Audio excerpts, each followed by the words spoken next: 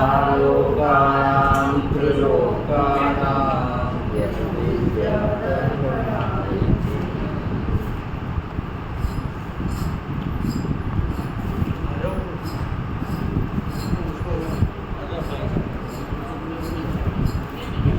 पिछले स्वाध्याय में आचार्य समंतभद्र द्वारा विरचित इस रत्नकर्ण श्रावकाचार नामक महान ग्रंथ के प्रथम अधिकार की 35वीं कारिका हमने पिछली अपनी कक्षा में पढ़ी थी, जिसमें आचार्य श्री ने सम्यक दर्शन के प्रभाव का वर्णन किया। पहले तो सम्यक दर्शन का स्वरूप समझाया था, अब उन्होंने सम्यक दर्शन के प्रभाव का वर्णन किया, जिसमें उन्होंने हमको जो बाह्य रूप से जो लौकिक आकांक्षाएं रहती हैं उसकी भी प्राप्ति हुई।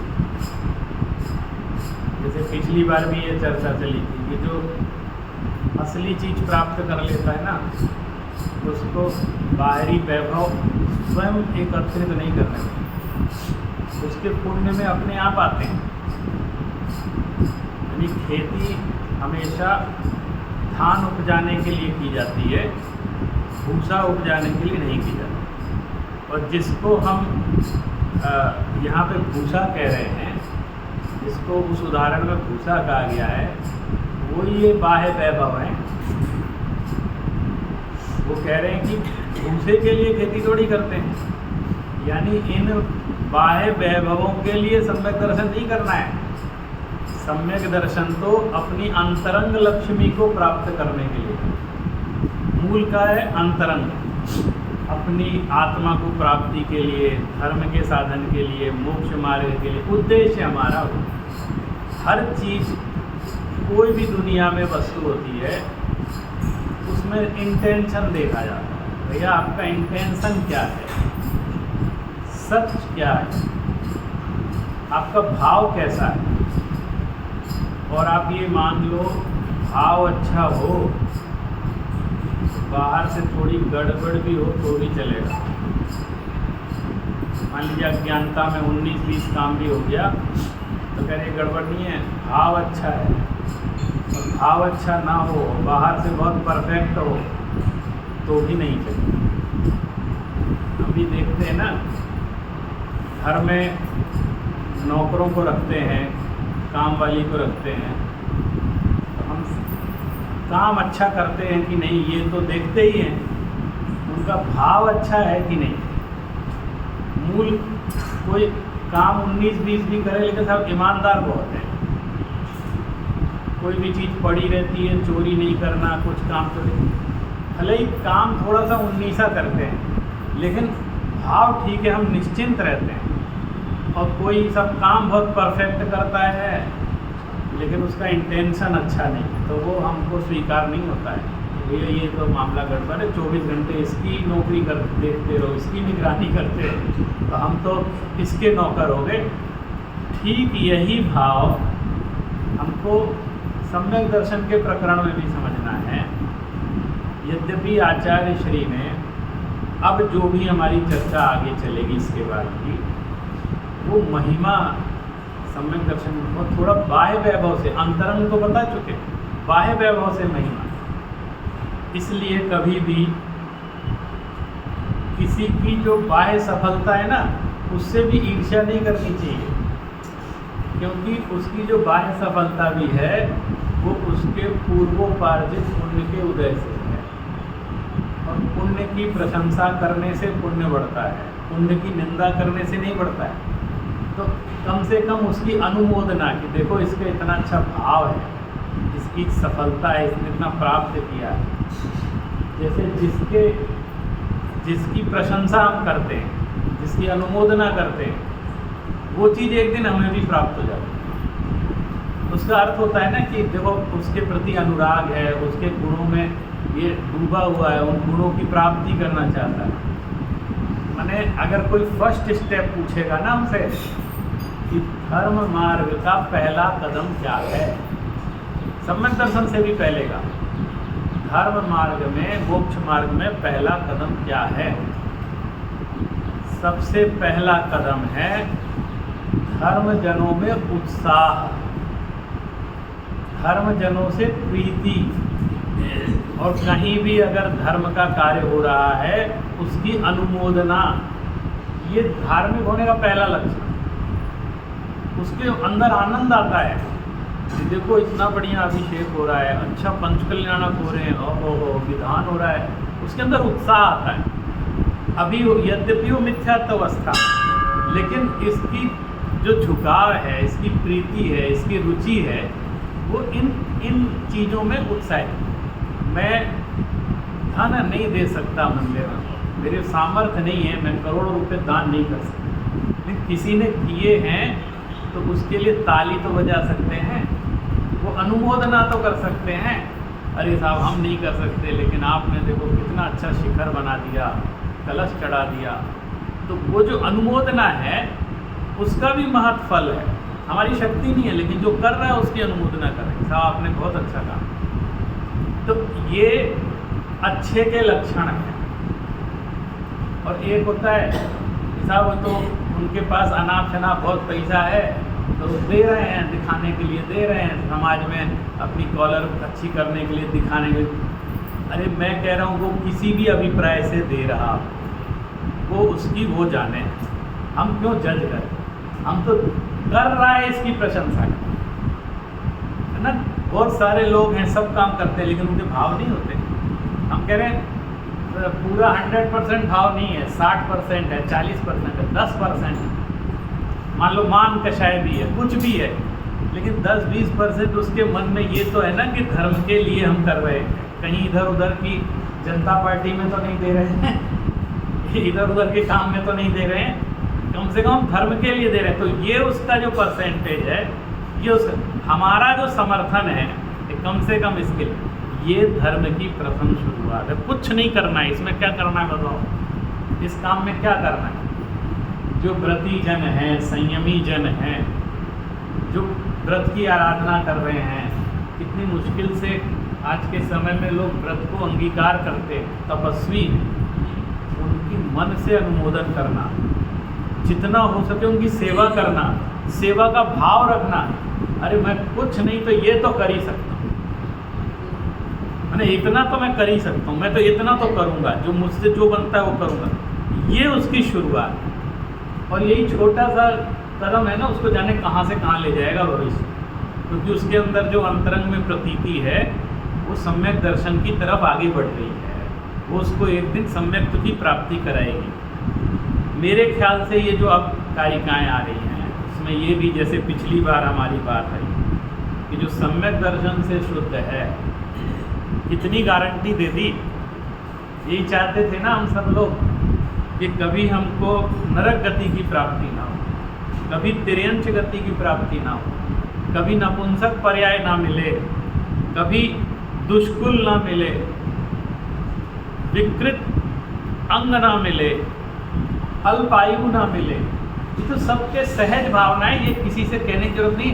एक सामान्य मनुष्य ये काम, मेरे विकलांग नहीं होना चाहिए, है ना, दरिद्रता नहीं होनी चाहिए, ये सबके ही कॉमन फैक्टर है, इसमें कोई धर्म की बात भी नहीं। एक आम व्यक्ति एक मन में सामान्य कामना ये रखता है, और वो धर्म के माध्यम से भी इसी अनुकूलता की भावना रखता है। माने साइकोलॉजी है, उसके मन में, धर्म के मन में, माने आत्मकल्याण की भावना के साथ साथ ये भी रहता है कि मेरा ये जो सब है ना ठीक ठाक चलता रहे, इसमें ज़्यादा उपद्रव ना हो, कोई विकृति ना आए, ऐसे एक मन में भाव रहता है। और वो भाव स्वाभाविक है, रहता है, लेकिन उससे भी उत्कृष्ट भाव उसके अंदर ये भी रहता है कि ये जो जितनी अनुकूलताएं हैं मुझे इसलिए चाहिए ताकि मेरी धर्म की अनुकूलता बन जाए, है ना। विकृत अंग होने पर भी व्यक्ति परेशान रहेगा, अल्पायु होने पर भी परेशान, तो उन्होंने कहा ये सब अपने आप क्लियर मिल जाता, रास्ता बिल्कुल साफ हो जाता है, किसी तरह के कष्ट की आवश्यकता नहीं है। और भी उसमें एक लाइन थी, नाप्य व्रति का, यद्यपि उसको व्रत नहीं है, और आप सोचो व्रत हो गए तो क्या होगा, यानी जो है उससे कितना गुना उसको मिले। यानी बिना व्रत के सिर्फ सम्यक दर्शन से शुद्ध होने पर उसको इन चीज़ों की तो गारंटी दे दी कि भैया आप नरक नहीं जाओगे, आप तिर्यंच नहीं बनोगे, कितनी सारी गारंटी मिली। अब अगली कारिका पढ़ते हैं हम। ओजस तेजो विद्या वीर यशो वृद्धि विजय विभव सनाथा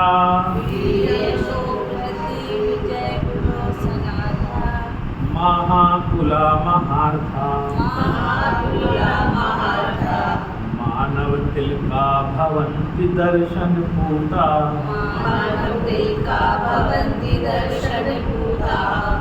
आचार्य समंत भद्र महाराज का एक और भी वैसे वो एक बार हमने एक विद्यार्थी से एक इकट्ठा करवाया था। आप ये देखो सम्यक दर्शन के लिए कितने शब्दों का प्रयोग किया है वहाँ।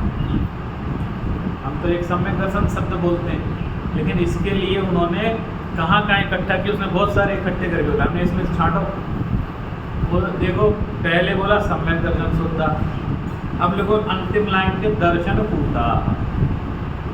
दर्शन पूता का अर्थ भी सम्यक दर्शन शुद्धा है, माने दर्शन पूता माने जिसने सम्यक दर्शन को प्राप्त कर लिया।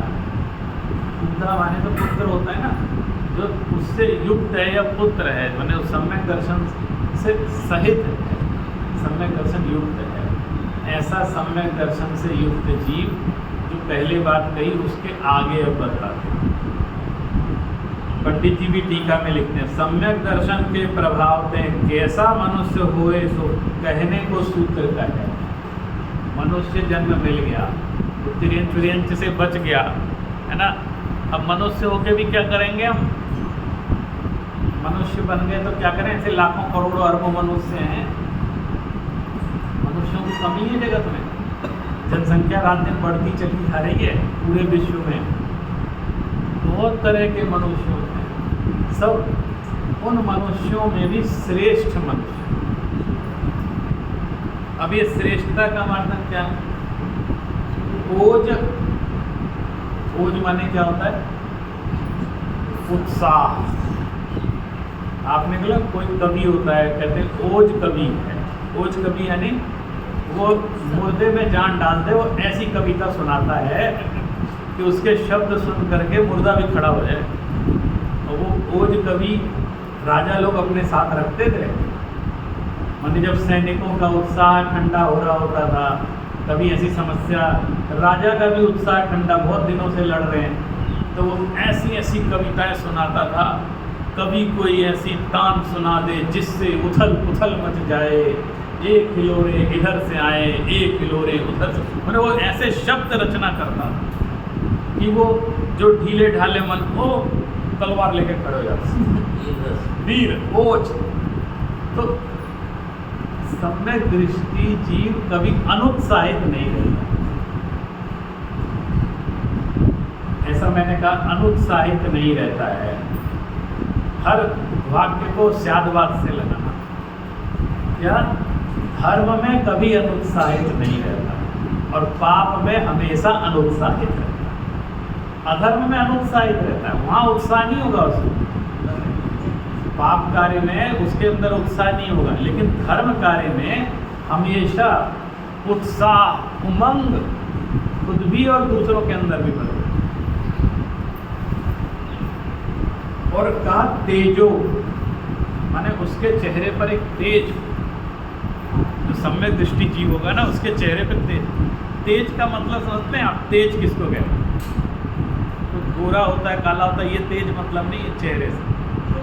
आप देखना कई लोग बहुत काले होते हैं, तो चेहरे पे ऐसा तेज होता है, सब उससे मिलना चाहते हैं, सब उससे बात करना चाहते हैं।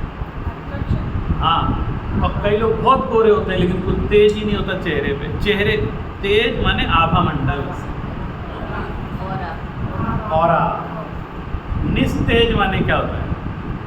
अभी मैं आपको ना, अब अन्यथा मत लेना, मैं देखता हूँ कोई जीव धर्मात्मा है, व्रत उपवास भी कर रहा है, प्रतिदिन पूजन अभिषेक भी कर रहा है, स्वाध्याय भी कर रहा है, लेकिन अब उसका चेहरा देखो ना तो ऐसा मरा सा रहेगा, उसको देख के लोगों को धर्म करने की इच्छा नहीं होती। अब बच्चों, नए बच्चों को ना देखो, वो धर्मात्मा है ना, ऐसा नहीं बनना मुझे, वो ऐसे ढीला ढाला ऐसे झुका सा, तुम्हारे अंदर तेज नहीं है, इसका मतलब तुम्हें अंदर से वो चीज़ की प्राप्ति नहीं हुई है। तुम्हारा झुकाव कुछ और है, अंदर में उमंग नहीं है। और कुछ भी हो जाए, आप मुनिराजों को देखते हैं, कोई मेकअप वगैरह थोड़े ही करते हैं, स्नान भी नहीं करते हैं, है ना, हम तो रोज करते हैं। लेकिन आप देखना मुनिराजों का चेहरा तेज, वो क्या है, कौन सा सौंदर्य है, कौन सा तेज है, ये अंदर का तेज काम करता है। मैंने इस खूबसूरती की प्रशंसा करनी चाहिए। मैंने बच्चों से भी कहना चाहिए ऐसे खूबसूरत बनो कि तुम खड़े हो जाओ तो लोग तुम्हें देखने को तरसें। और ये ऊपरी बनावट से लोग थोड़ी तेज कर पाएंगे। आप देखो गांधी जी बहुत सुंदर थे क्या?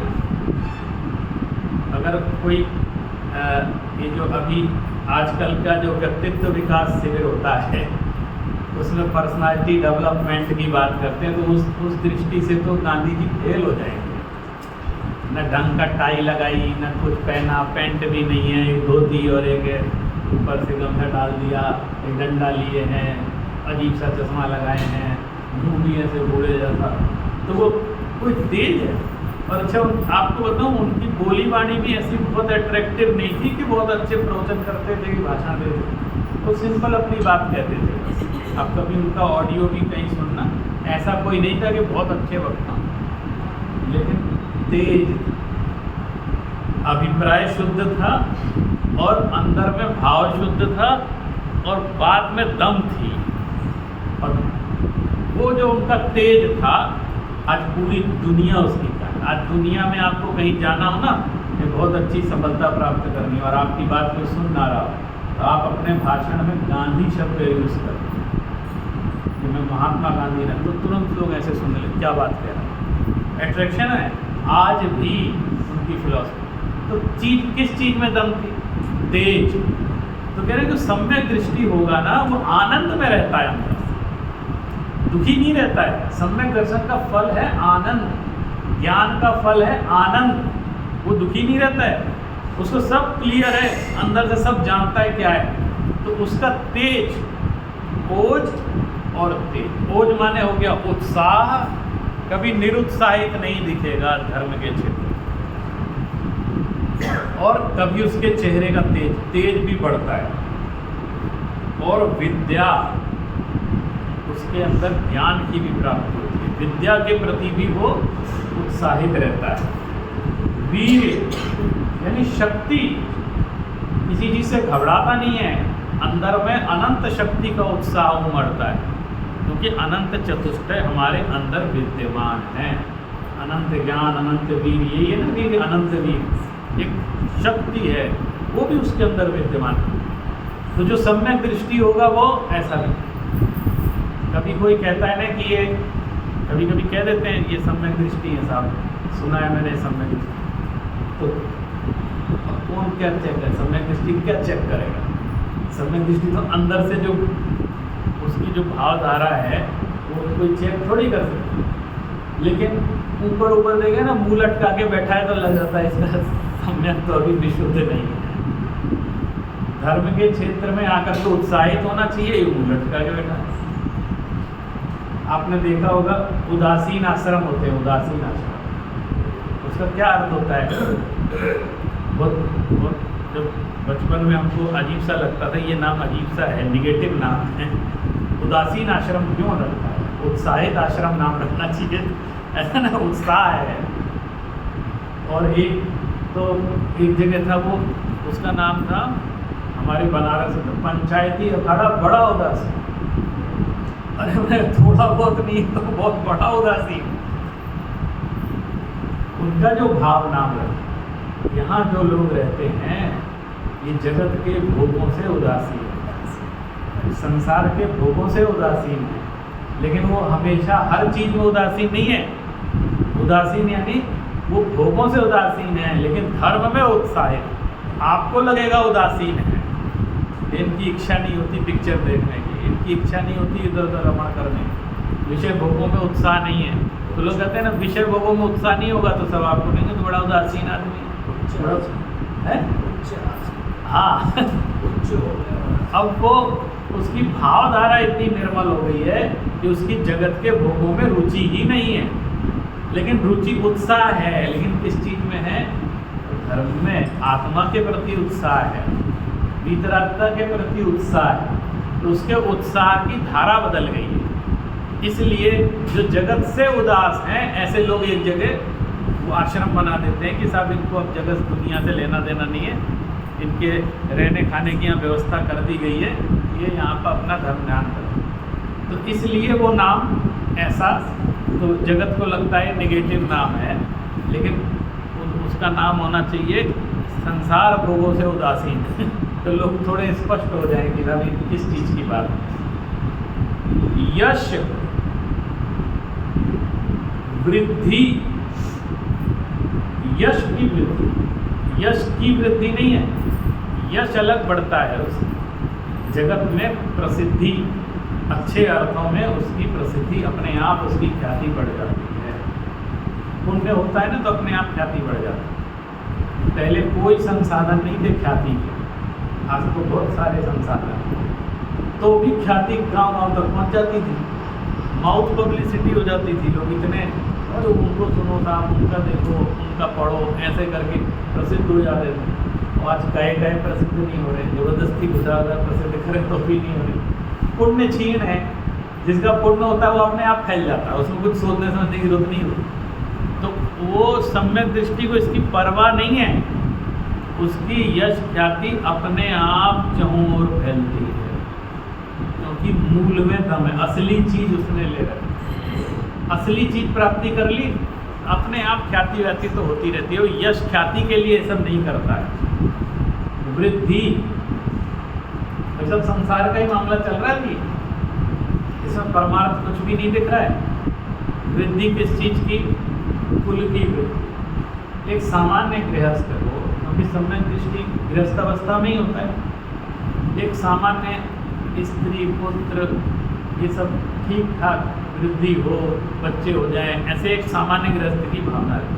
तो यहाँ वृद्धि का अर्थ है कुलीन स्त्री प्राप्त हो जाए, विवाह हो जाए और अच्छे बच्चे हो जाएं, वो भी संस्कारी हों, है ना। पहला सुख निरोगी काया, दूजा सुख घर में हो माया, ये सारे सुख है ना।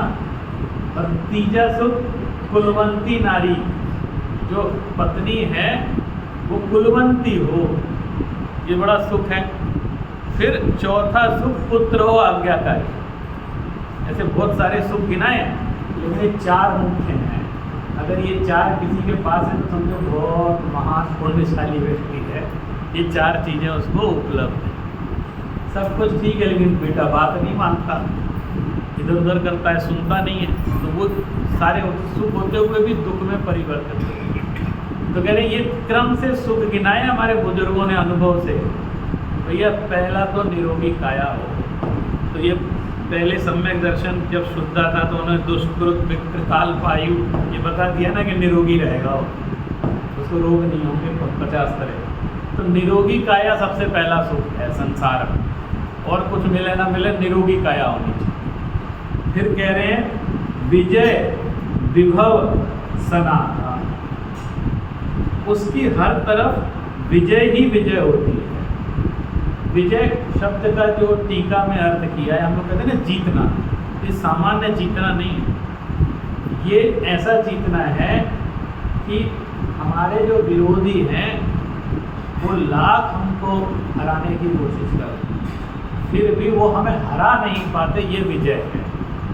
वो कोशिश करते हैं। और आप एक चीज़ देखना, आप किसी का कुछ बुरा मत चाहो, आपको ये पछतावा रहता है कि साहब हमारा क्यों लोग बुरा सोचते हैं, ये सामान्य क्यों ऐसा, हम तो किसी का बुरा नहीं करते ना सोचते हैं, दूसरे क्यों करते। तो ये आचार्यों ने सूत्र कहा है निष्कारणो जगत वैरी, ये संसार का स्वभाव है। ये दुनिया बिना किसी कारण के बैरी हो जाती है। आप कुछ मत करो तो भी आपसे बैर कर ले, इसके लिए मैं सूत्र बोलता हूँ, आप अपने राग द्वेष पर कंट्रोल कर सकते हो, दूसरे के राग द्वेष पर आप कंट्रोल नहीं कर सकते, इसलिए उसकी चिंता नहीं करो। वो मुझसे राग कर रहा है, वो मुझसे द्वेष कर रहा है, सब वो द्वेष ना करें, ऐसा करें, कुछ नहीं, उसका भाव है, आप कंट्रोल, आप क्या करो बोले अपने राग द्वेष पर कंट्रोल। तो ज़्यादा से ज़्यादा हम क्या कर सकते हैं, अपना ही तो संभाल सकते हैं। हम निमित्त नहीं बनेंगे, कोशिश करेंगे, लेकिन इसके बाद भी निष्कारण हो, आप कोई भी कारण ना हो तो भी जगत बैरी रहता है, माने जगत का स्वभाव है। तो एक बार तो आप अपना काम नहीं करोगे क्या, जरा सा अच्छा काम कर दोगे, 4 लोग ईर्ष्या करने लगते हैं। अच्छा, हम कमाएं धमाएं नहीं, हम घर नहीं बनाएं, हम सफलता प्राप्त नहीं करें, हम लिखें पढ़ें नहीं, क्या करें, तुम मुझसे ईर्ष्या करने लग जाओगे, इस नाते हम अपना काम थोड़ी छोड़ दें। तुम हमसे द्वेष करने लग जाओगे, हम कुछ नहीं तो पूजा पाठ से ही तो सारे बहुत विधान कराते हैं, इससे ही द्वेष होने लगे, तो क्या तो विधान कराना छोड़ दो। माने हम कोई ज़बरदस्ती अगर कुछ करता है तो हम क्या करें, ये तो उसका स्वभाव है, हम उसके स्वभाव में दखल नहीं दे सकते हैं, करने दो, हम क्या कर सकते हैं। हमने तो कोई एफर्ट या इंटेंशन से तो काम किया नहीं कि उसको बुरा लगे, लेकिन जगत निष्कारण ही बैरी हो जाता है। तो कह रहे हैं, अब विजय शब्द का अर्थ प्रभाचंद्राचार्य ने टीका में लिखा है कि दुनिया लाख बुरा चाहे तो भी आपका बिगाड़ नहीं पाती है, ये विजय। आपको भी पता नहीं चलेगा किसने आपका बुरा करने की कोशिश की और वो सफल नहीं हुआ, आपको पता ही नहीं चलेगा, क्योंकि तो वहीं खेल खत्म हो गया, वो करता रहा और असफल हो गया, आपको पता ही नहीं चला। आपको तो तब पता चलता ना जब वो सफल हो जाता लेकिन नहीं, कहते नहीं उसने किसने क्या। और जो अच्छे पुण्यशाली जीव होते हैं उनके तो दुश्मन भी उनका भला करते हैं,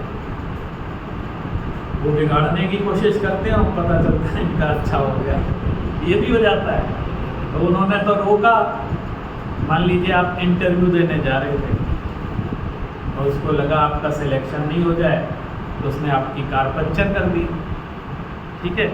फिर पता चला कि आगे बहुत बड़ा एक्सीडेंट हो गया और हम भी उसी में फंस जाते, हम नहीं गए तो वो जान तो बची। तो वो क्या हुआ, उसने आपका बुरा करने की कोशिश की, लेकिन अनजाने में उसने आपका भला।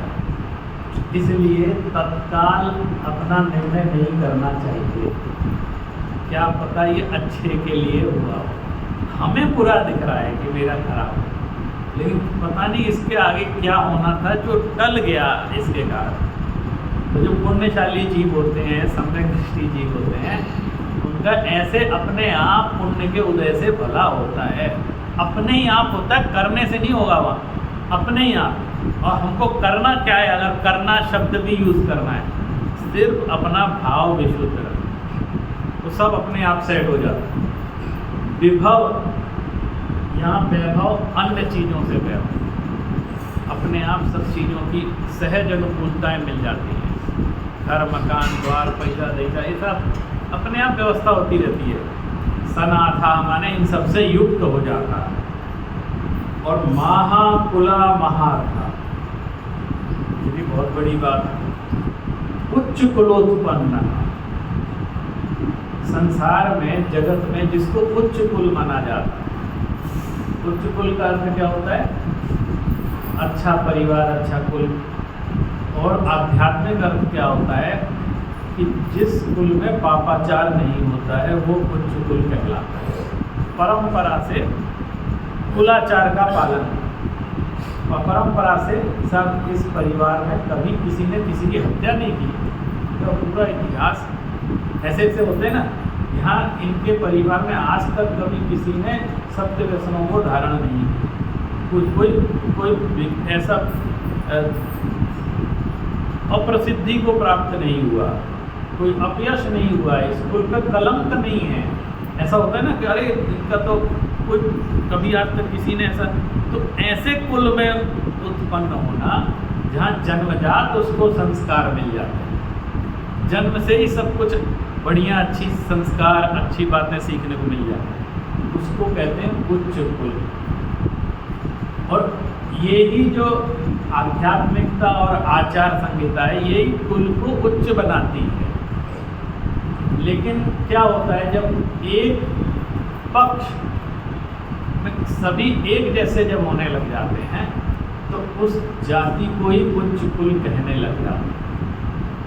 फिर उसका नाम पड़ जाता है उच्च कुल। जैसे ब्राह्मण उच्च कुल कहलाता है, ब्राह्मण जाति। तो ब्राह्मण शुद्ध होते हैं, खान पान शुद्ध होता है, पापाचार में लिप्त नहीं होते, इसलिए प्रायः ब्राह्मण ऐसे होते हैं। तो सारे ब्राह्मणों को ये उच्च कुल के ऐसा बोलने लगे। भाई धर्म कार्य में रहते हैं और पापाचार नहीं करते हैं, व्रत आदि का पालन करते हैं, सादगी से रहते हैं और सब नियम धर्म पालते हैं, इसलिए उच्च कुल मैक्सिमम लोग उच्च। लेकिन फिर जिन्होंने वो छोड़ दिया कुलाचार, जिन और नाम से ब्राह्मण है, कुल से ब्राह्मण है, तो वो फिर जाति में कन्वर्ट हो जाती है चीज़, कि फिर लोग वो जातिगत रूप से शुद्धता मानने लग जाते हैं। हाँ कि ये तो इस घर में जन्मे तो शुद्ध है ही है, चाहे वो एक भी कुलाचार का पालन ना करे। तो फिर शास्त्र वहाँ पर इस चीज़ को कहता है कि भाई मनुष्य जन्म से नहीं कर्म से महान बनता है। हाँ, ये जो आपको फ्लैग मिला था ना, ये जो तमगा मिला था कि आप उच्च कुल के हैं, ये उच्च कुल का तमगा जन्म के कारण नहीं मिला था, बल्कि आपके आचरण के कारण मिला। कंटिन्यू उसी परिवार में ऐसा आचरण, तो लोगों ने कहा इस जाति के लोग ही शुद्ध होते हैं, यही उच्च कुल के कहते। ऐसा सब जगह है। फिर मैंने कहा ना, फिर रूढ़ हो जाती है चीज़, तो लोग फिर आचरण पक्ष को छोड़ करके फिर वो जाति पक्ष को ग्रहण करने लगे। फिर वो चाहे कितने अनाचार कर रहा हो, लेकिन वो कैसा हो तो जन्म है तो उच्च कुल। ये सामाजिक व्यवस्था, ये आध्यात्मिक व्यवस्था नहीं, ये समाज में ऐसा चलता है, सब वो ऐसा। लेकिन धार्मिक दृष्टि से उच्च कुल माने जहाँ कुलाचार का पालन होता है, तो ऐसे उच्च कुल की प्राप्ति उसको सहज ही हो जाती। जन्म भी होगा तो उच्च कुल में होगा। महार्था, इसका क्या अर्थ? महाअर्थ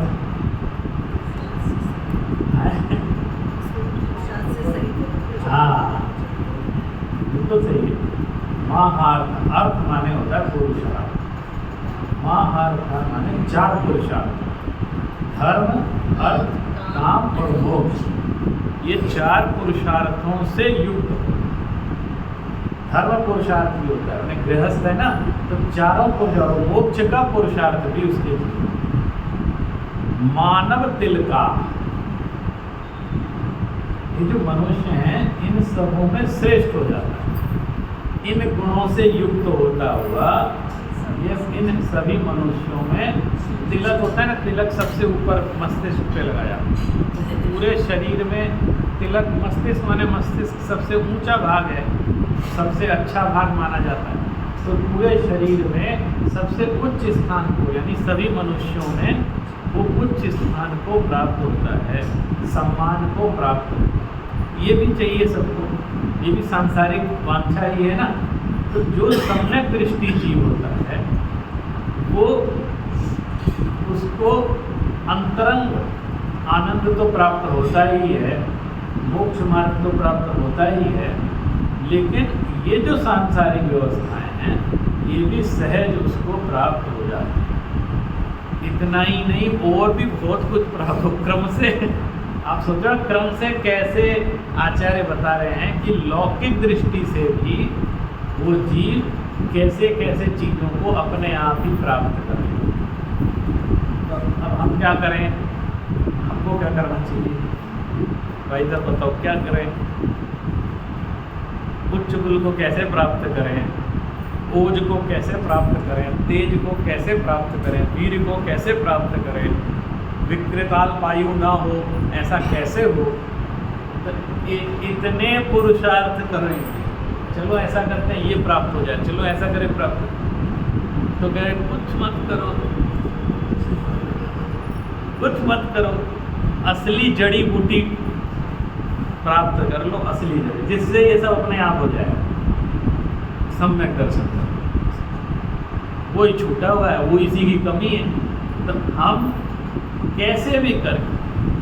आपको मालूम है आचार्य अमृतचंद स्वामी ने समय सार की आत्मख्याति टीका है, उनका एक शब्द बहुत प्रसिद्ध है कारी का, मुझे बहुत अच्छी लगती है और ऐसा लगता है ये हमारे जीवन में होनी चाहिए। मैं कोशिश करता हूँ कि हमारे आई कथम अपनी मृत्वा तत्व कौतूहली सन, मैंने मुझे तो लगा एक्सट्रीम। आई कथम अपनी मृत्यु, अरे कैसे भी करें, कैसे क्या करें। हमने कहा सब छोड़ो तो मर कर कोई कह रहे क्या करें, मर जाएं क्या?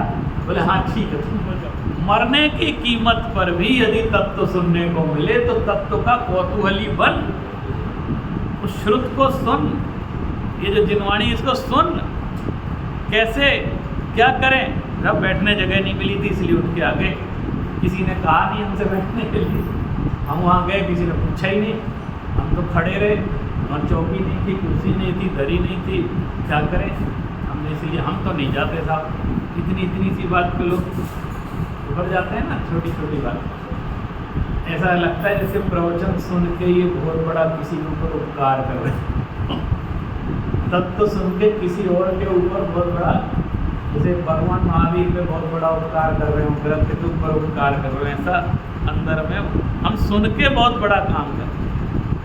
और ऐसे नहीं सब हम आपको आएंगे सुनने के लिए, आपके ऊपर वो कार्य करेंगे आप चिंता नहीं करना, हम हैं, हम सुनेंगे। आप तो बोलो हम है ना, मगर हम कितना बड़ा आपके ऊपर उपकार करेंगे सुन के। वो कह रहे हैं तत्व का कौतूहलीपन, कैसे भी करके सुन, उस चीज तत्व को सुन। संसार में जाने क्या क्या सुनाई देता है, उसको बार बार दोहराते हैं। एक गाना 50 साल से चल रहा है, मुझे बहुत पसंद है, बार बार उसको खोल लेते हैं, सुन सुन सुन। अनुप्रेक्षा किस चीज़ की करते हैं? एक ही विज्ञापन बार बार दिखाते हैं, उसको सुन रहे हैं, देख रहे हैं, जबरदस्ती। टीवी 24 घंटा खुला हुआ है, बंद ही नहीं कर रहे हैं, कान में डलता रहना चाहिए। मैंने विषय भोगों के प्रति तो कितना समर्पण है, जरा सा कनेक्शन फेल हो जाएगा, अरे क्या बात है, तुरंत पैसा दो उसको, तुरंत चलना चाहिए, मेरा ये छूटे, मैंने कितना उसके प्रति उत्साह समर्पण। और यहाँ जरा सा लाइट चली गई साहब, वो रहने दो, आज प्रवचन छूट गए क्या अरे आज ये नहीं हुआ, अरे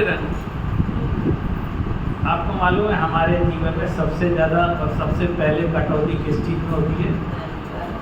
धर्म के काम में सबसे पहली कटौती है। जैसे मंदिर क्यों नहीं आते? अरे कुछ नहीं, वो गए थे अभी से, उन्होंने ऐसा बोल दिया, झगड़ा हो गया मेरा, मैंने तो जाना ही छोड़ दिया। वो जो जाना छोड़ दिया उन्हें, ये कोई बहुत बड़ा दूसरे के कल्याण का काम कर रहे थे और फिर उन्होंने छोड़ दिया। उन्हें बहुत बड़ा उपकार कर रहे थे, मैंने जाना। मुझे आज तक ऐसा व्यक्ति नहीं मिला जो ये कहता हो कि आज मेरा मंदिर में झगड़ा हो गया, आज दिन भर में मेरा मौन है, मेरा उपवास है, क्योंकि मंदिर में मेरा, ऐसा कहने वाला कोई नहीं। या सब आज पता नहीं क्या हो गया, मुझे आवेश आगे आ गया और मैं पता नहीं क्या बोल पड़ा उनसे और मेरा जवाब तलब हो गया। आज मुझे आज मैं भोजन नहीं करूँगा, प्रायश्चित करूँगा, आज मेरा मौन है, ऐसा कोई नहीं देखा। मैं कल से आऊँगा नहीं, ये वाले बहुत है तो कटौती कहाँ की? कोई भी काम हुआ, हाँ, किसी ने विषय भोगों में कटौती नहीं की, आज मैं खाना नहीं खाऊंगा, आज मैं फिल्म नहीं देखूंगा, आज मैं संगीत नहीं सुनूंगा, ऐसा किसी ने कटौती नहीं की। कटौती कहाँ? इसमें। भैया एक बात बता रहा हूँ आपको, बहुत मैंने दया भाव से बात कह रहा हूँ, जो परम वीतरागता का धर्म है वो हम पे उपकार कर रहे हैं, लेकिन सब इस भाव से धर्म कार्य करते हैं जैसे जिनवाणी पे बहुत बड़ा उपकार है, भगवान के ऊपर उपकार। और भले ही मिथ्यात्व दशा हो, लेकिन मुझे अन्य धर्मों की कभी कभी बहुत महिमा आती है कि वहाँ तो डंडे मारते हैं, धक्का देते हैं, पुलिस लगाते हैं, तो भी घुस घुस के दर्शन करना चाहिए, टिकट लेकर के दर्शन करते हैं, बाहर कूपन लगा देते हैं, रुकने नहीं देते, भगवान को देखने नहीं देते, है ना। डंडे और मारते, पुलिस लगाते हैं, कोई सम्मान सम्मान नहीं करते, धक्का देते हैं, चाहे कोई आ जाए, निकलो, 1 सेकंड नहीं रुकते। हाँ, अरे जाओ, बिल्कुल नौकरों से भी बुरा व्यवहार करते हैं। और लेकिन फिर भी लाखों लोग वो किसी तरह एक बार प्रभु का दर्शन हो जाए, ये मुझे लगता है काहे की महिमा है। और यहाँ पे लाइन में लग के जाने क्या क्या हो रहा है। वो साहब 500 रुपये में जल्दी दर्शन हो जाएंगे, 1000 रुपये में बहुत जल्दी, 5000 में बिल्कुल VIP। तो दो टिकट कटाओ, टिकट हर व्यक्ति टिकट कटा के दर्शन करना। और यहाँ आप 100 रुपया बांटो ना तो भी दर्शन करना। आप कहो ना कि दर्शन करने आओगे, तो बच्चों को करते हैं ना, फिर 10 रुपये मिलेंगे, 50 रुपये, आज अभिषेक कर लो तो मैं 100 रुपये का नाम नहीं, तो भी करने नहीं आता। और दूसरी जगह सामग्री बाहर से खरीद के लाओ, इतने की मिलो, यहाँ थाल सजा के रख दो फ्री में, तो पूजा करने तैयार हो। सब व्यवस्था, आपको कुछ नहीं करना, आपको सोचना, आप तो भर जाओ, तो भी उसको जो है उत्साह। ये विडम्बना ही है ना। मैं तो मानता हूँ पंचम काल का दोष है, ये पंचम काल का दोष है।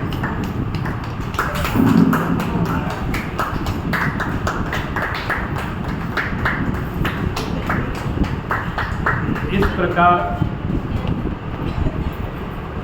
हम सभी उस महात्मा को समझें। और मैं बताऊं आपको, जैसे कभी कभी स्वाध्याय नहीं हो पाता है, कभी कम होता है, तो लेकिन जब भी होता है ना, तब हमको ये लगता है कि इससे महान कुछ है, क्योंकि बाकी की सारी क्रियाओं का भाव यहीं समझ में आता है, बात यहीं समझ में आती है, इसके अलावा कोई उपचार नहीं है। तो इसलिए अई कथमपि मृत्वा,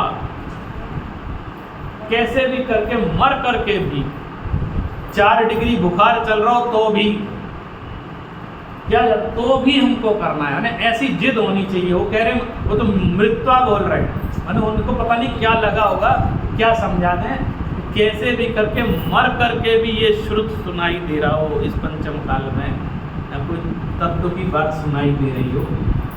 आज मैं चर्चा कर रहा था, एक हमारे कोई 1,500-2 हज़ार महिलाओं का संगठन है, 13 पंथ का, तो वो हमसे कहने लगे कि आप इनको, इसमें वरिष्ठ महिलाएं हैं पूरे देश में, तो प्रदूषण शुरू हो रहे हैं, तो 1 दिन पहले उनको थोड़ा सा हमको कुछ एक लेक्चर चाहिए, क्या विषय रखना है।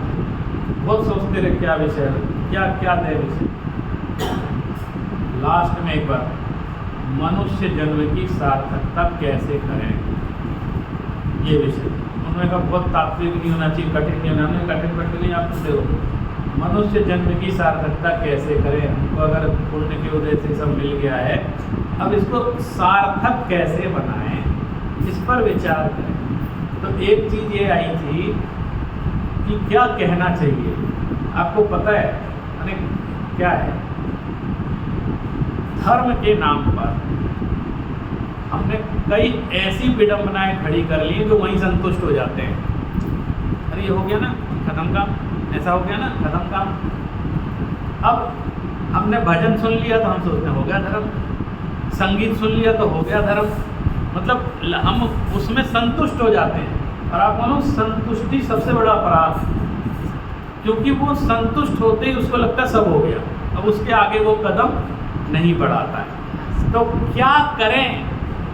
तो मैं कह रहा हूँ इस जगत में, संसार में, यदि हमारी पुण्य के उदय से हमारी सब अनुकूलताएं मिलके महाभाग्य से अगर ये बात में उपलब्ध हो रही है, तो चतुर व्यक्ति जो वो कहेगा भैया किसी तरह अपनी सम्यक दर्शन कर लो, इसको समझ लो और निकल लो, किसी के चक्कर में मत पड़ो। और कहीं इन चक्करों में नहीं कि साहब डांस करने में आनंद आ रहा है, कहीं संगीत बजाने में आनंद आ रहा है, कहीं खाने पीने में आनंद आ रहा है। मतलब इन सब चीज़ों के कारण ये चीज़ नहीं छूटनी चाहिए। अब देखो ये ही नहीं होता और सब कुछ होता है, माने जो सबसे ज़्यादा ज़रूरी है वो पहले छूटता है और बाकी की चीज़ें होती रहती है और लोग खुश है।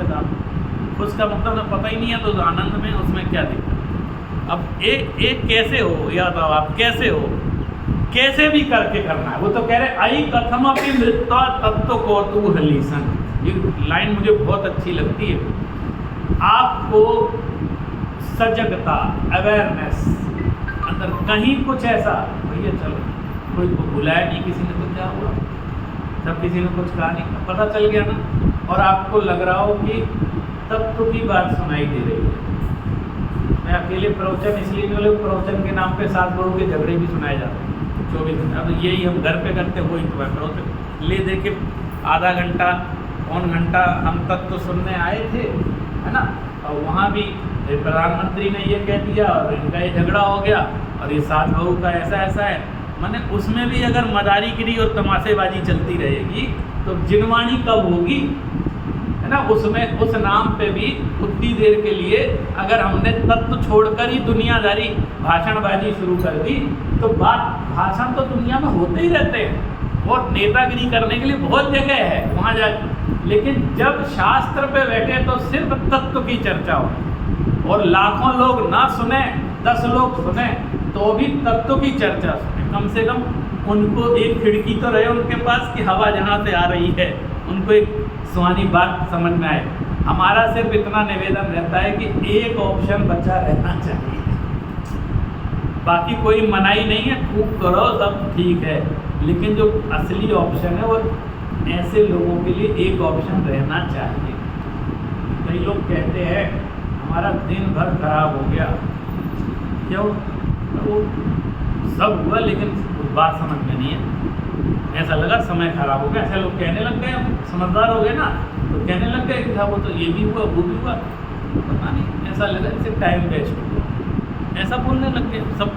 पहले क्या था, लोग पढ़े लिखे ज़्यादा नहीं होते थे, अब तो सब पढ़े लिखे हैं ना, उनको लगता टाइम की कीमत। असली इसमें से मोटिव क्या निकला, इसका निचोड़ बताओ मुझे, फ़ायदा क्या हुआ इससे है। इसमें 2 बात कान में यदि तत्व की पड़ी है और कुछ समझ में आई है तो पूरा सार है, नहीं तो ठीक है, ढोल तो बजी रहे चारों तरफ, हम भी बजा लें।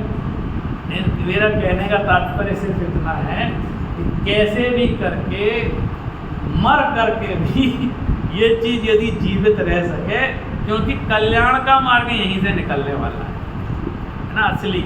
तो हम कुछ सब करो लेकिन इस ऑप्शन को ख़त्म नहीं होना चाहिए, ये ऑप्शन जीवित रहना चाहिए, इस ऑप्शन के साथ कोई लाग लपेट नहीं होनी चाहिए।